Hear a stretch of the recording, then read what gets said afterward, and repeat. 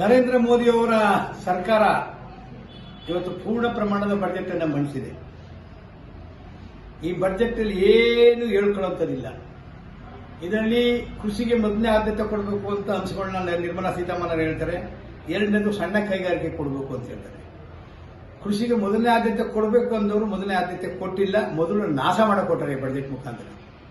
ಸಣ್ಣ ಕೈಗಾರಿಕೆಗಳು ಕೂಡ ಯಾವುದೇ ಎರಡನೇ ಆದ್ಯತೆ ಕೊಟ್ಟಿಲ್ಲ, ಅದು ಕೂಡ ನಾಶ ಮಾಡಕೊಟ್ಟಿದ್ದಾರೆ. ಒಟ್ಟಾರೆ ತುಪ್ಪ ಹಚ್ಚುವಂತ ಬಜೆಟ್ ಅಷ್ಟೇ ಇದು ಕೃಷಿಕರಿಗೆ ಇದರಿಂದ ಏನು ಲಾಭ ಇಲ್ಲ. ಕೃಷಿ ಕ್ಷೇತ್ರವನ್ನ ಸಂಪೂರ್ಣವಾಗಿ ಕಾರ್ಪೊರೇಟೀಕರಣ ಮಾಡಕ್ಕೆ ಏನು ಮೊದಲೇ ಹೆಜ್ಜೆ ಇಟ್ಟಿದ್ರೋ ಅದನ್ನು ಮುಂದುವರಿಸಿಕೊಂಡು ಹೋಗ್ತಿದ್ದಾರೆ ಹೊರತು ಇದು ರೈತರಿಗೆ ಲಾಭ ಇಲ್ಲ.